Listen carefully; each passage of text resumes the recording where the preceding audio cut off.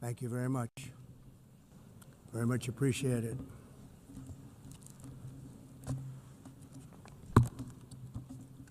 And I don't mind making this speech without a teleprompter, because the teleprompter is not working. I feel very happy to be up here with you nevertheless, and that way you speak more from the heart. I can only say that whoever's operating this teleprompter is in big trouble.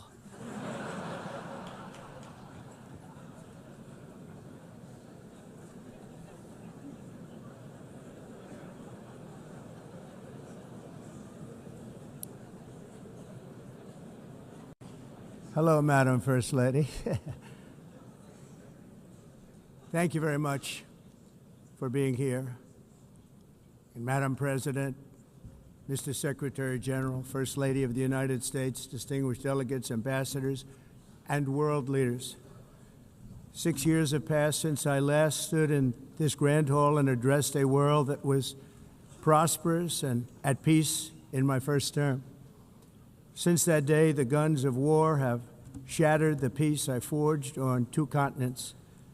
An era of calm and stability gave way to one of the great crises of our time. And here in the United States, 4 years of weakness, lawlessness, and radicalism under the last administration delivered our nation into a repeated set of disasters. 1 year ago, our country was in deep trouble, but today, just 8 months into my administration, we are the hottest country anywhere in the world, and there is no other country even close. America is blessed with the strongest economy, the strongest borders, the strongest military, the strongest friendships, and the strongest spirit of any nation on the face of the earth. This is indeed the golden age of America. We are rapidly reversing the economic calamity we inherited from the previous administration, including ruinous price increases and record-setting inflation like we've never had before. Under my leadership, energy costs are down, gasoline prices are down, grocery prices are down, mortgage rates are down, and inflation has been defeated. The only thing that's up is the stock market, which just hit a record high. In fact, it hit a record high 48 times in the last short period of time. Growth is surging, manufacturing is booming. The stock market, as I said, is doing better than it's ever done. And all of you in this room benefit by that, almost everybody. And importantly, workers' wages are rising at the fastest pace in more than 60 years. And that's what it's all about, isn't it? In 4 years of President Biden, we had less than $1 trillion of new investment into the United States. In just 8 months since I took office, we have secured commitments and money already paid for $17 trillion. Think of it, 4 years, less than $1 trillion, 8 months, much more than $17 trillion is being invested in the United States, and it's now pouring in from all parts of the world. We've implemented the largest tax cuts in American history and the largest regulation cuts in American history, making this once and again the best country on earth to do business. And many of the people in this room are investing in America, and it's turned out to be an awfully good investment during this 8-month period. In my first term, I built the greatest economy in the history of the world. We had the best economy ever, history of the world. And I'm doing the same thing again, but this time it's actually much bigger and even better. The numbers far surpass my record-setting first term. On our southern border, we have successfully repelled a colossal invasion.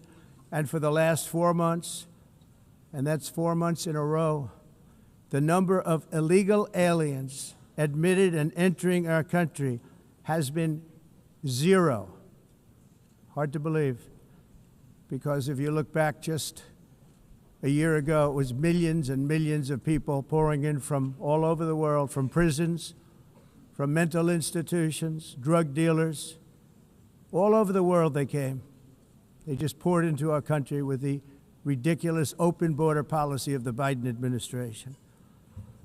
Our message is very simple. If you come illegally into the United States, you're going to jail, or you're going back to where you came from, or perhaps even further than that. You know what that means. I want to thank the country of El Salvador for the successful and professional job they've done in receiving and jailing so many criminals that entered our country. And it was under the previous administration that the number became record-setting, and they're all being taken out. We have no choice. And other countries have no choice, because other countries are in the exact same situation with immigration.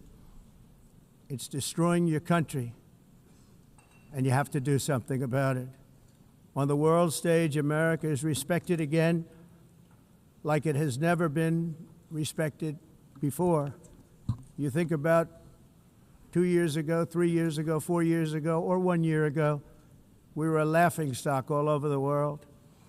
At the NATO summit in June, virtually all NATO members formally committed to increase defense spending at my request from 2% to 5% of GDP, making our alliance far stronger and more powerful than it was ever before.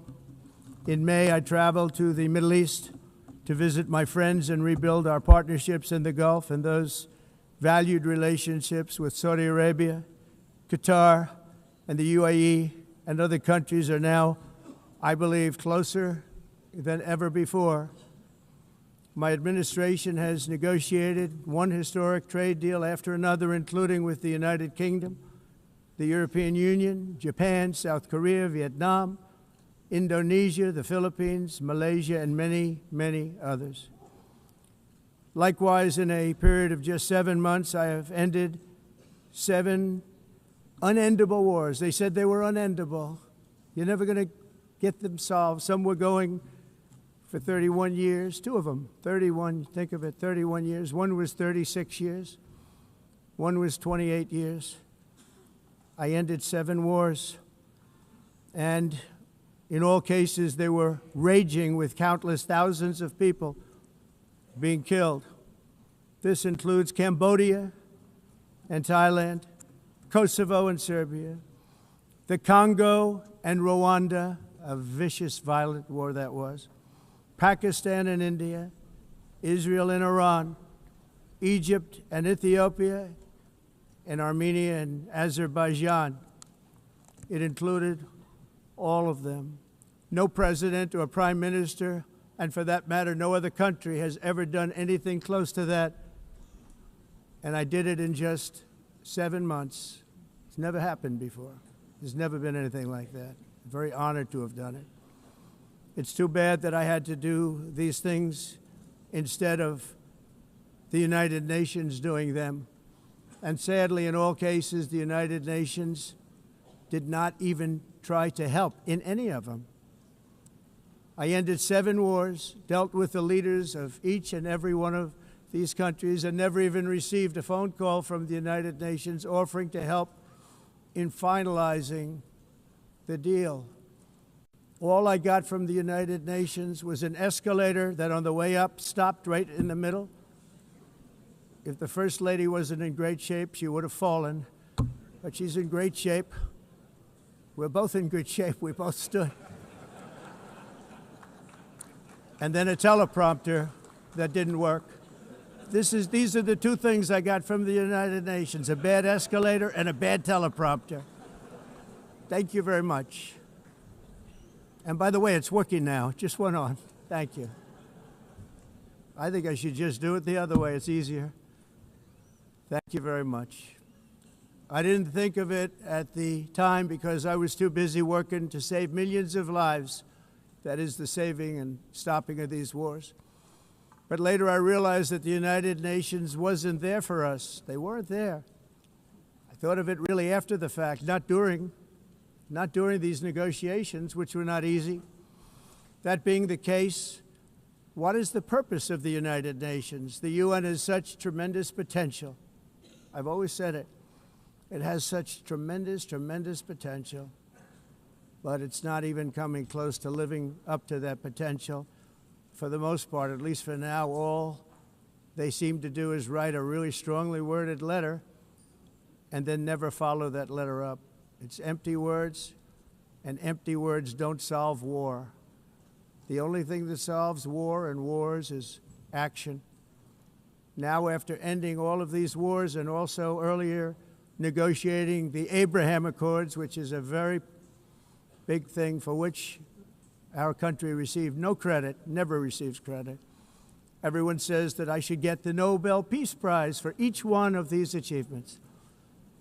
But for me, the real prize will be the sons and daughters who live to grow up with the mothers and fathers, because millions of people are no longer being killed in endless and unglorious wars. What I care about is not winning prizes, it's saving lives. We saved millions and millions of lives with the 7 wars. And we have others that we're working on, and you know that. Many years ago, a very successful real estate developer in New York, known as Donald J. Trump, I bid on the renovation and rebuilding of this very United Nations complex. I remember it so well. I said at the time that I would do it for $500 million, rebuilding everything. It would be beautiful. I used to talk about, I'm going to give you marble floors. They're going to give you terrazzo. I'm going to give you the best of everything. You're going to have mahogany walls. They're going to give you plastic. But they decided to go in another direction, which was much more expensive at the time, and which actually produced a far inferior product. And I realized that they did not know what they were doing when it came to construction, and that their building concepts were so wrong, and the product that they were proposing to build was so bad and so costly. It was going to cost them a fortune. And I said, and wait till you see the overruns. Well, I turned out to be right. They had massive cost overruns and spent between $2 and $4 billion on the building and did not even get the marble floors that I promised them. You walk on terrazzo. Do you notice that? As far as I'm concerned, frankly, looking at the building and getting stuck on the escalator, they still haven't finished the job. They still haven't finished. That was years ago. The project was so corrupt that Congress actually asked me to testify before them on the tremendous waste of money, because it turned out that they had no idea what it was, but they knew it was anywhere between $2 and $4 billion as opposed to $500 million with a guarantee. But they had no idea, and I said it cost much more than $5 billion. Unfortunately, many things in the United Nations are happening just like that, but on an even much bigger scale, much, much bigger. Very sad to see. Whether the UN can manage to play a productive role, I've come here today to offer the hand of American leadership and friendship to any nation in this assembly that is willing to join us in forging a safer, more prosperous world. And it's a world that we'll be much happier with. A dramatically better future is within our reach. But to get there, we must reject the failed approaches of the past and work together to confront some of the greatest threats in history. There is no more serious danger to our planet today than the most powerful and destructive weapons ever devised by man, of which the United States, as you know, has many. Just as I did in my first term, I've made containing these threats a top priority, starting with the nation of Iran. My position is very simple. The world's #1 sponsor of terror can never be allowed to possess the most dangerous weapon. That's why, shortly after taking office, I sent the so-called Supreme Leader a letter making a generous offer. I extended a pledge of full cooperation in exchange for a suspension of Iran's nuclear program.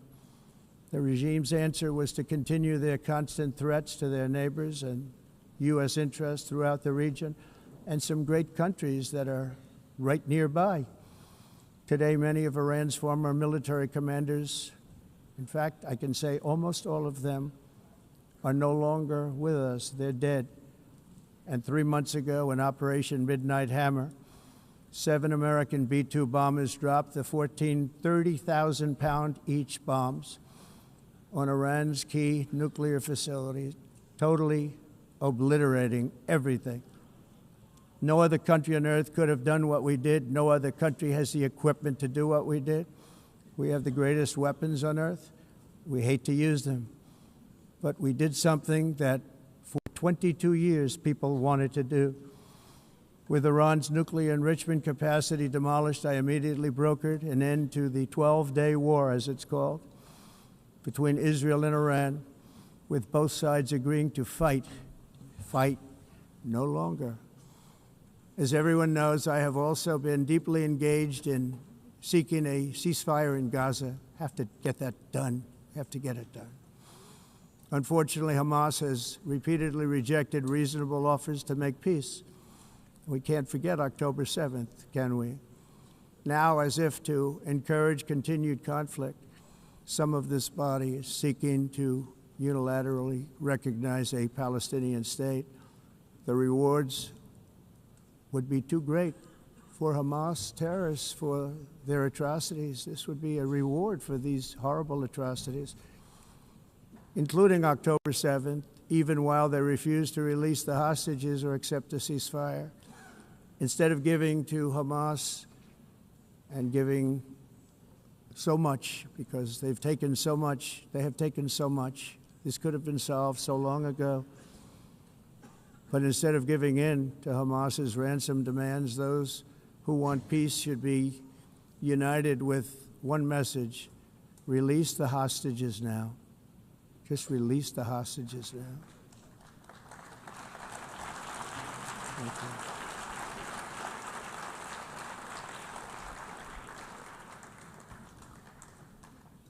Thank you. As we have got to come together, and we will come together, got to get it done. We have to stop the war in Gaza immediately. We have to stop it. We have to get it done. We have to negotiate, immediately have to negotiate peace. We got to get the hostages back. We want all 20 back. We don't want 2 and 4. As you know, I got, along with Steve Witkoff and others that helped us, Marco Rubio, we got most of them back. We were involved in all of them. But I always said the last 20 are going to be the hardest, and that's exactly what happened. We have to get them back now. We don't want to get back 2, and then another 2, and then 1, and then 3, have this process. No, we want them all back, and we want the actually 38 dead bodies back, too. Those parents came to me, and they want them back, and they want them back very quickly and very badly. As though they were alive, they want them. They want them every bit as much as if their son or daughter were alive. I've also been working relentlessly, stopping the killing in Ukraine. I thought that would be, of the 7 wars that I stopped, I thought that would be the easiest because of my relationship with President Putin, which had always been a good one. I thought that was going to be the easiest one. But you know, in war, you never know what's going to happen. There are always lots of surprises, both good and bad. Everyone thought Russia would win this war in 3 days, but it didn't work out that way. It was supposed to be just a quick little skirmish. It's not making Russia look good. It's making them look bad. No matter what happens from here on out, this was something that should have taken a matter of days, certainly less than a week, and they've been fighting for 3.5 years and killing anywhere from 5,000 to 7,000 young soldiers, mostly soldiers, on both sides, every single week, from 5,000 to 7,000 dead young people, and some in cities, much smaller numbers, where rockets are shot, where drones are dropped. This war would never have started if I were president. This was a war that should have never happened. It shows you what leadership is, what bad leadership can do to a country. Look what happened to the United States, and look where we are right now in just a short period of time. The only question now is how many more lives will be needlessly lost on both sides. China and India are the primary funders of the ongoing war by continuing to purchase Russian oil. But inexcusably, even NATO countries have not cut off much Russian energy and Russian energy products, which, as you know, I found out about 2 weeks ago, and I wasn't happy. Think of it. They're funding the war against themselves. Who the hell ever heard of that one? In the event that Russia is not ready to make a deal to end the war, then the United States is fully prepared to impose a very strong round of powerful tariffs, which would stop the bloodshed, I believe, very quickly. But for those tariffs to be effective, European nations, all of you are gathered here right now, would have to join us in adopting the exact same measures. I mean, you're much closer to this. We have an ocean in between. You're right there. And Europe has to step it up. They can't be doing what they're doing. They're buying oil and gas from Russia while they're fighting Russia. It's embarrassing to them, and it was very embarrassing to them when I found out about it, I can tell you that. They have to immediately cease all energy purchases from Russia. Otherwise, we're all wasting a lot of time. So I'm ready to discuss this. We're going to discuss it today with the European nations, all gathered here. I'm sure they're thrilled to hear me speak about it, but that's the way it is. I like to speak my mind and speak the truth. As we seek to reduce the threat of dangerous weapons today, I'm also calling on every nation to join us in ending the development of biological weapons once and for all. And biological is terrible, and nuclear is even beyond, and we include nuclear in that. We want to have a cessation of the development of nuclear weapons. We know, and I get to view it all the time. Sir, would you like to see? And I look at weapons that are so powerful that we just can't ever use them.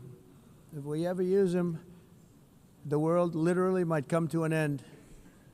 There would be no United Nations to be talking about. There would be no nothing. Just a few years ago, reckless experiments overseas gave us a devastating global pandemic. Yet despite that worldwide catastrophe, many countries are continuing extremely risky research into bioweapons and man-made pathogens. This is unbelievably dangerous. To prevent potential disasters, I'm announcing today that my administration will lead an international effort to enforce biological weapons convention, which is going to be meeting with the top leaders of the world by pioneering an AI verification system that everyone can trust. Hopefully the UN can play a constructive role, and it will also be one of the early projects under AI. Let's see how good it is, because a lot of people are saying it could be one of the great things ever, but it also can be dangerous, but it can be put to tremendous use and tremendous good, and this would be an example of that. Not only is the UN not solving the problems it should, too often, it's actually creating new problems for us to solve. The best example is the #1 political issue of our time, the crisis of uncontrolled migration. It's uncontrolled. Your countries are being ruined. The United Nations is funding an assault on Western countries and their borders. In 2024, the UN budgeted $372 million in cash assistance to support an estimated 624,000 migrants journeying into the United States. Think of that. The UN is supporting people that are illegally coming into the United States, and then we have to get them out. The UN also provided food, shelter, transportation, and debit cards to illegal aliens. Can you believe that? On the way to infiltrate our southern border. Millions of people came through that southern border. Just a year ago, millions and millions of people were pouring in, 25 million altogether over the 4 years of the incompetent Biden administration. And now we have it stopped, totally stopped. In fact, they're not even coming anymore because they know they can't get through. But what took place is totally unacceptable. The UN is supposed to stop invasions, not create them and not finance them. In the United States, we reject the idea that mass numbers of people from foreign lands can be permitted to travel halfway around the world, trample our borders, violate our sovereignty, cause unmitigated crime, and deplete our social safety net. We have reasserted that America belongs to the American people, and I encourage all countries to take their own stand in defense of their citizens as well. You have to do that because I see it. I'm not mentioning names. I see it, and I can call every single one of them out. You're destroying your countries. They're being destroyed. Europe is in serious trouble.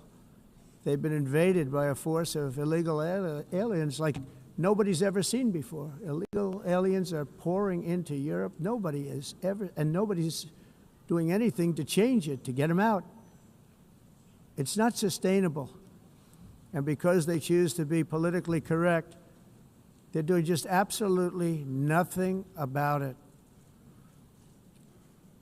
And I have to say, I look at London, where you have a terrible mayor, terrible, terrible mayor, and it's been so changed, so changed.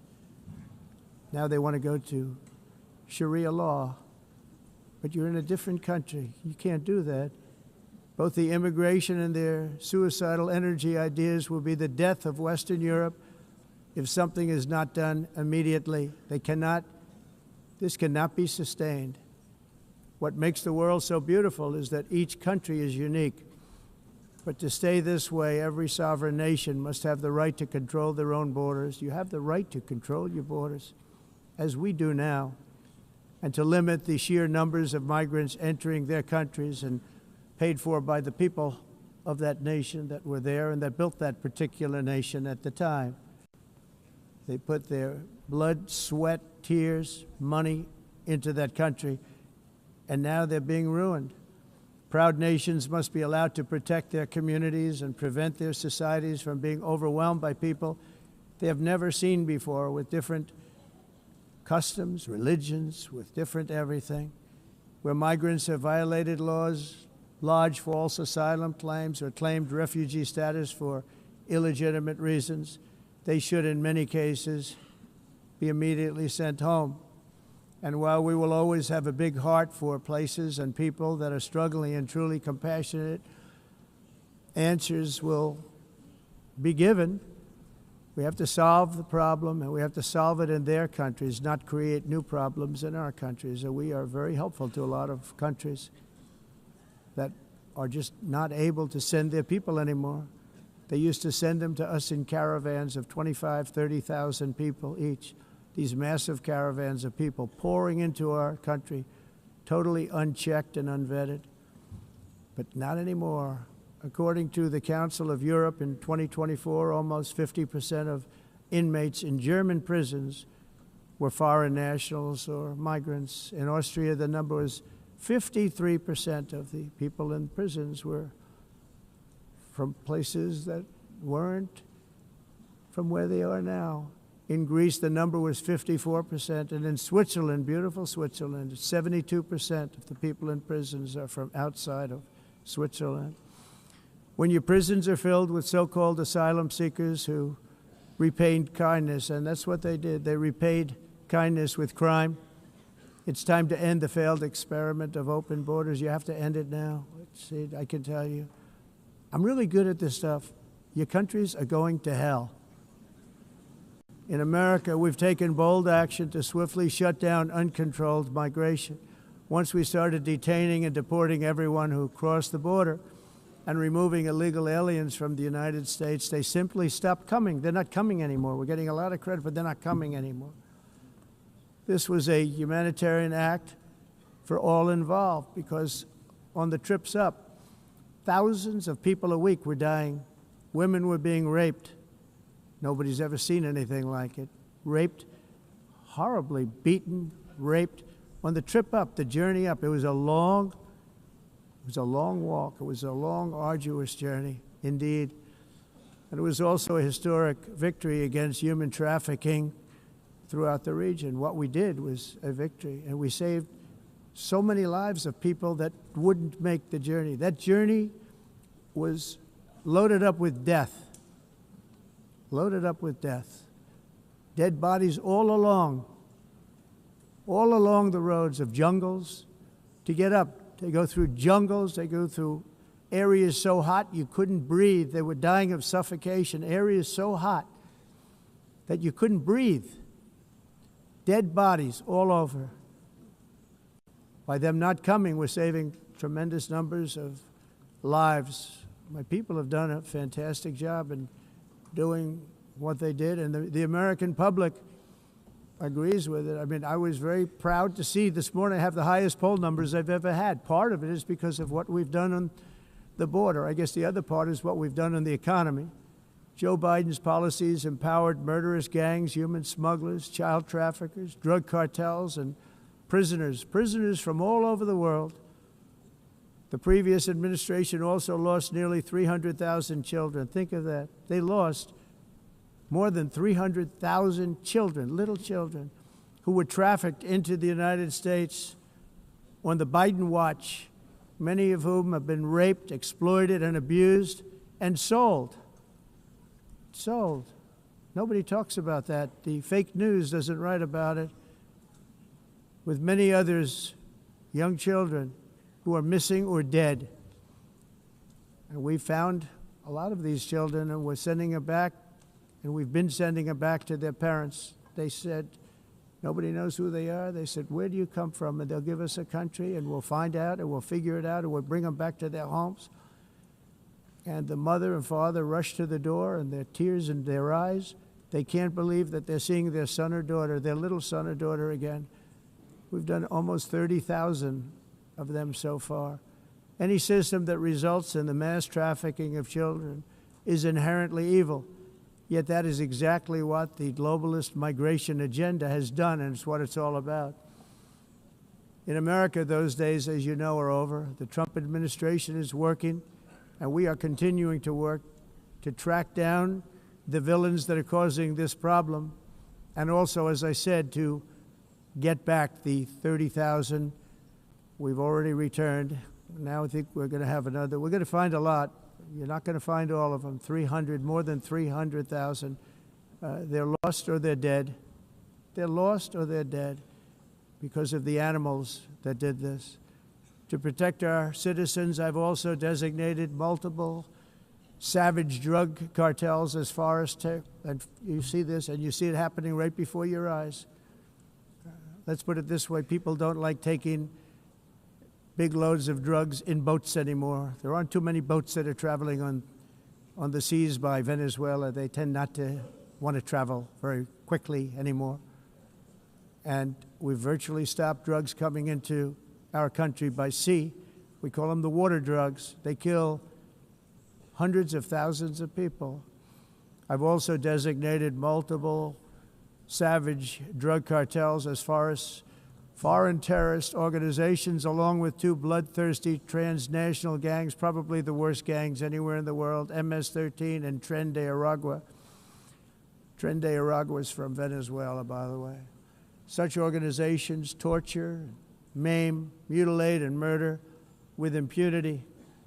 They're the enemies of all humanity. And for this reason, we've recently begun using the supreme power of the United States military to destroy Venezuelan terrorists and trafficking networks led by Nicolas Maduro. To every terrorist thug smuggling poisonous drugs into the United States of America, please be warned that we will blow you out of existence. That's what we're doing. We have no choice. Can't let it happen. They're destroying. I believe we lost 300,000 people last year to drugs, 300,000. Fentanyl and other drugs. Each boat that we sink carries drugs that would kill more than 25,000 Americans. We will not let that happen. Energy is another area where the United States is now thriving like never before. We're getting rid of the falsely named renewables. By the way, they're a joke. They don't work. They're too expensive. They're not strong enough to fire up the plants that you need to make your country great. The wind doesn't blow. Those big windmills are so pathetic and so bad, so expensive to operate. And they have to be rebuilt all the time, and they start to rust and rot. most expensive energy ever conceived, and it's actually energy. You're supposed to make money with energy, not lose money. You lose money, the governments have to subsidize. You can't put them out without massive subsidies. And most of them are built in China, and I give China a lot of credit. They build them, but they very few wind farms. So why is it that they build them and they send them all over the world, but they barely use them? You know what they use? Coal. They use gas. They use almost anything, but they don't like wind. But they sure as hell like selling the windmills. Europe, on the other hand, has a long way to go, with many countries being on the brink of destruction because of the green energy agenda. And I give a lot of credit to Germany. Germany was being led down a very sick path, both on immigration, by the way, and on energy. They were going green, and they were going bankrupt. And the new leadership came in, and they went back to where they were, with fossil fuel and with nuclear, which is good. It's now safe, and you can do it properly. But they went back to where they were, and they opened up a lot of different plants, energy-producing plants, and they're doing well. I give Germany a lot of credit for that. They've said this is a disaster, what's happening. They were going all green. All green is all bankrupt. That's what it represents. And it's not politically correct. I'll be very badly criticized for saying it, but I'm here to tell the truth. I don't care. It doesn't matter to me. I'm in New York City. I'm feeling a lot safer. Crime, we're getting crime down. And by the way, speaking of crime, Washington, D.C. was the crime capital of America. Now it's after 12 days, it's a totally safe city. Everyone's going out to dinner. They're going out to restaurants. Your wife can walk down the middle of the street with or without you. Nothing's going to happen. My people have done a fantastic job. And yes, I called in the National Guard, and the National Guard took care of business. And they weren't politically correct, but they took care of business. We got 1,700 career criminals out, brought them back to where they came from, the countries where they came from, or put them in jails. Washington, D.C. is now a totally safe city again, and I welcome you to come. In fact, we'll have dinner together at a local restaurant, and we'll be able to walk. We don't have to go by an armor-plated vehicle. We'll walk right over there from the White House. They've given up their powerful edge, a lot of the countries that we're talking about, in oil and gas, such as essentially closing the great North Sea oil. Oh, the North Sea, I know it so well. Aberdeen was the oil capital of Europe, and there's tremendous oil that hasn't been found in the North Sea, tremendous oil. And I was with the Prime Minister I respect and like a lot, and I said, you're sitting with the greatest asset. They essentially closed it by making it so highly taxed that no developer, no oil company can go there. They have tremendous oil left, and more importantly, they have tremendous oil that hasn't even been found yet. And what a tremendous asset for the United Kingdom. And I hope the Prime Minister is listening, because I told it to him 3 days in a row. That's all he heard. North Sea oil, North Sea, because I want to see them do well. I want to stop seeing them ruining that beautiful Scottish and English countryside with windmills and massive solar panels that go 7 miles by 7 miles, taking away farmland. But we're not letting this happen in America. In 1982, the executive director of the United Nations Environmental Program predicted that by the year 2000, climate change would cause a global catastrophe. He said that it will be irreversible, as any nuclear holocaust would be. This is what they said at the United Nations. What happened? Here we are. Another UN official stated in 1989 that within a decade, entire nations could be wiped off the map by global warming. Not happening. You know, it used to be global cooling. If you look back years ago in the 1920s and the 1930s, they said, global cooling will kill the world. We have to do something. Then they said global warming will kill the world, but then it started getting cooler, so now they could just call it climate change, because that way they can't miss. It's climate change, because if it goes higher or lower, whatever the hell happens, there's climate change. It's the greatest con job ever perpetrated on the world, in my opinion. Climate change, no matter what happens, you're involved in that. No more global warming, no more global cooling. All of these predictions made by the United Nations and many others, often for bad reasons, were wrong. They were made by stupid people that have cost their countries fortunes and given those same countries no chance for success. If you don't get away from this green scam, your country is going to fail. And I'm really good at predicting things, you know. They actually said during the campaign they had a hat, the best-selling hat. Trump was right about everything. And I don't say that in a braggadocious way, but it's true. I've been right about everything. And I'm telling you that if you don't get away from the green energy scam, your country is going to fail. And if you don't stop people that you've never seen before, that you have nothing in common with, your country is going to fail. I'm the President of the United States, but I worry about Europe. I love Europe. I love the people of Europe. And I hate to see it being devastated by energy and immigration. This double-tailed monster destroys everything in its wake, and they cannot let that happen any longer. You're doing it because you want to be nice. You want to be politically correct, and you're destroying your heritage. They must take control strongly and immediately of the unmitigated immigration disaster and the fake energy catastrophe before it's too late. The carbon footprint is a hoax made up by people with evil intentions, and they're heading down a path of total destruction. You know, the carbon footprint, it was a big, big thing a few years ago. I remember hearing about the carbon footprint, and then President Obama would get into Air Force One, a massive Boeing 747, and not a new one, an old one with old engines that spew everything into the atmosphere. He'd talk about the carbon footprint, we must do so. Then he'd get in and he'd fly from Washington to Hawaii to play a round of golf. And then he'd get back onto that big, beautiful plane and he'd fly back and he'd talk about, again, global warming and the carbon footprint. It's a con job. At extreme cost and expense, Europe reduced its own carbon footprint by 37%. Think of that. Congratulations, Europe. Great job. You cost yourself a lot of jobs, a lot of factories closed, but you reduced the carbon footprint by 37%. However, for all of that sacrifice and much more, it's been totally wiped out and then some by a global increase of 54%. Much of it coming from China and other countries that are thriving around China, which now produces more CO2 than all the other developed nations in the world. So all of these countries are working so hard on the carbon footprint, which is nonsense, by the way. It's nonsense.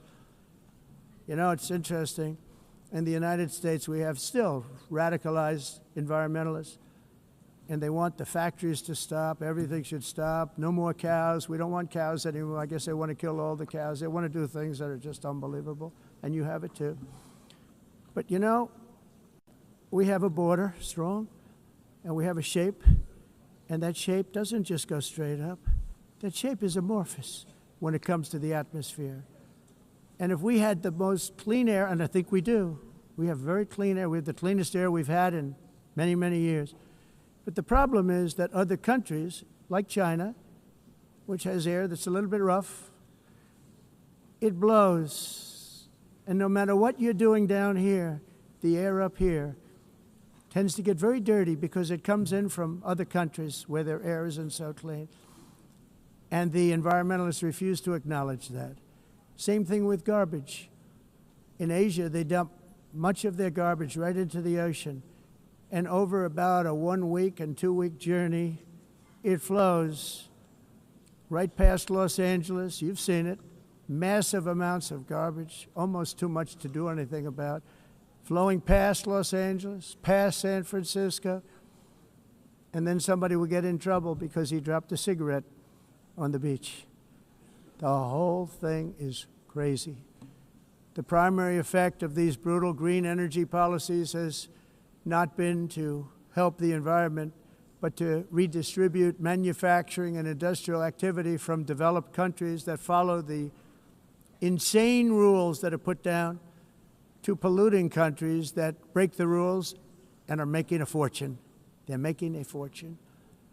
European electricity bills are now 4 to 5 times more expensive than those in China, and 2 to 3 times higher than the United States. And our bills are coming way down. You probably see that our gasoline prices are way down. You know, we have an expression, drill, baby, drill, and that's what we're doing. We're going to be much lower in a year from now. But they've come way down over the last year. As a result, every air conditioner is like very uncommon to see one in some of these countries because the electric costs are so high. So while the U.S. has approximately 1,300 heat-related deaths annually, that's a lot, Europe loses more than 175,000 people to heat deaths each year because the costs are so expensive you can't turn on an air conditioner. What is that all about? That's not Europe. That's not the Europe that I love and know. All in the name of pretending to stop the global warming hoax.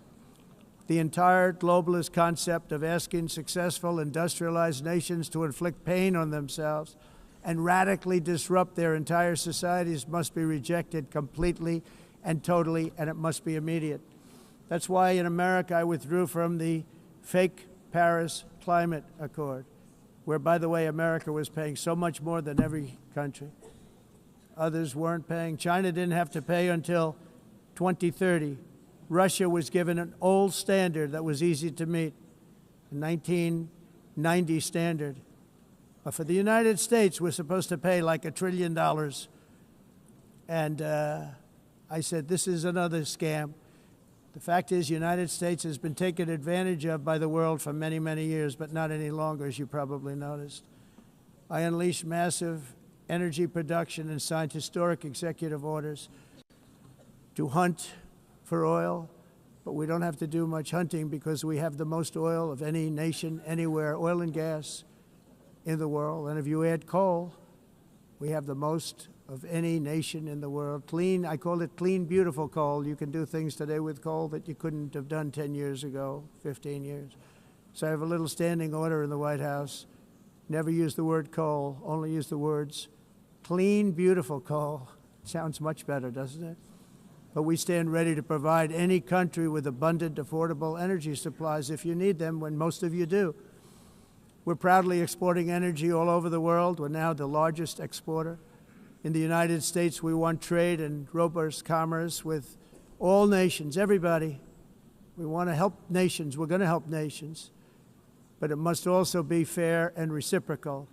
The challenge with trade is much the same with climate. The countries that followed the rules, all their factories have been plundered. It's really sad to watch. They've been broken.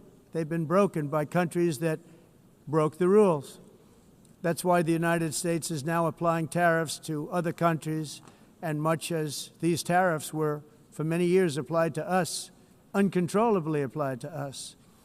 We've used tariffs as a defense mechanism under the Trump administration, including my first term, where hundreds of billions of dollars in tariffs were taken in. And by the way, we had the lowest inflation, and now we have very low inflation. The only thing different is that we have hundreds of billions of dollars flowing into our country. But this is how we will ensure that the system works for everyone and is sustainable into the future.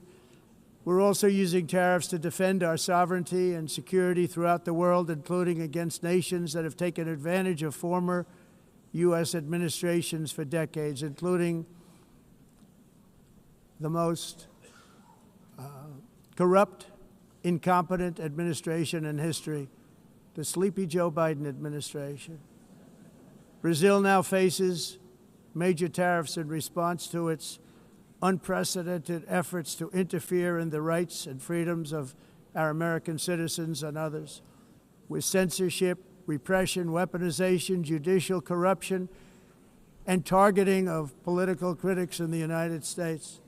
I have a little problem saying this because I must tell you, I was walking in and the leader of Brazil was walking out.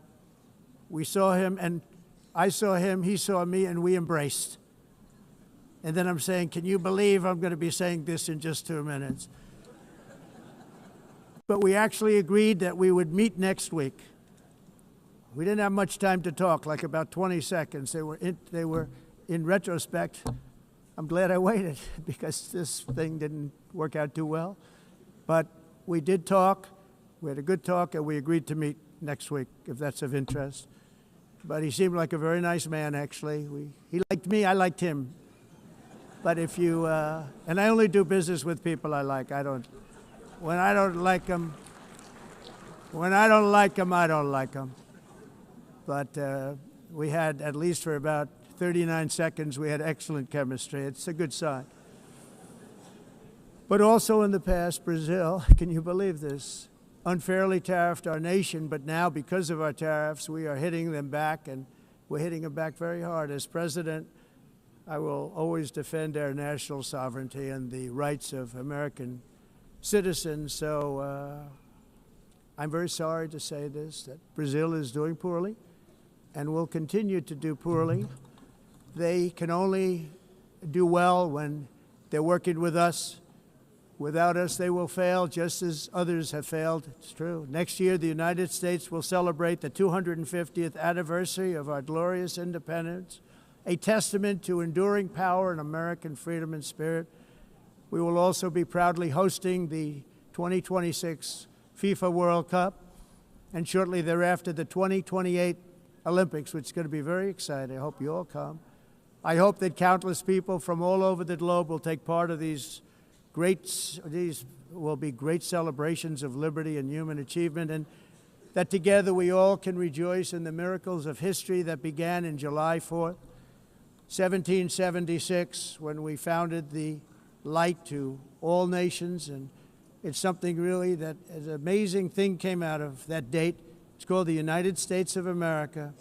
In honor of this momentous anniversary, I hope that all countries who find inspiration in our example will join us in renewing our commitment, values, and those values, really, that we hold so dear. Together, let us defend free speech and free expression. Let us protect religious liberty, including for the most persecuted religion on the planet today. It's called Christianity. And let us safeguard our sovereignty and cherish qualities that have made each of our nations so special, incredible, and extraordinary. In closing, I just want to repeat that immigration and the high cost of so-called green renewable energy is destroying a large part of the free world and a large part of our planet. Countries that cherish freedom are fading fast because of their policies on these two subjects. You need strong borders and traditional energy sources if you are going to be great again. Whether you have come from north or south, east or west, near or far, every leader in this beautiful hall today represents a rich culture, a noble history, and a proud heritage that makes each nation majestic and unique, unlike anything else in human history or any other place on the face of the earth. From London to Lima, from Rome to Athens, from Paris to Seoul, from Cairo to Tokyo and Amsterdam to right here in New York City, we stand on the shoulders of the leaders and legends, generals and giants, heroes and titans who won and built our beloved nations, all of our nations, with their own courage, strength, spirit, and skill. Our ancestors climbed mountains, conquered oceans, crossed deserts, and trekked over wide open plains. They charged into thunderous battles, plunged into grave dangers, and they were soldiers and farmers and workers and warriors and explorers and patriots. They built towns into cities, tribes into kingdoms, ideas into industries, and small islands into mighty empires. You're a part of all of that. They were champions for their people who never gave up and who never, ever gave in. Their values defined our national identities. Their visions forged our magnificent destiny. Everybody in this room is a part of it in your own way. Each of us inherits the deeds and the myths the triumphs, the legacies of our own heroes and founders who so bravely showed us the way. Our ancestors gave everything for homelands that they defended with pride, with sweat, with blood, with life, and with death.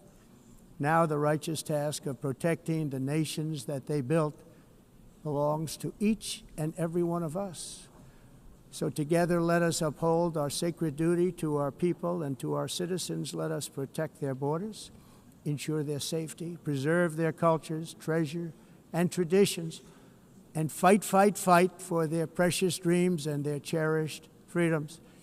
And in friendship and really a beautiful vision, let us all work together to build a bright, beautiful planet, a planet that we all share, a planet of peace and a world that is richer, better, and more beautiful than ever before. That can happen. It will happen. It will happen, and I hope it can happen and start right now, right at this moment. We'll turn it around. We're going to make our countries better, safer, more beautiful. We're going to take care of our people. Thank you very much. It's been an honor. God bless the nations of the world. Thank you very much. Bye. If you like this video, then like, share and subscribe to ET Now World.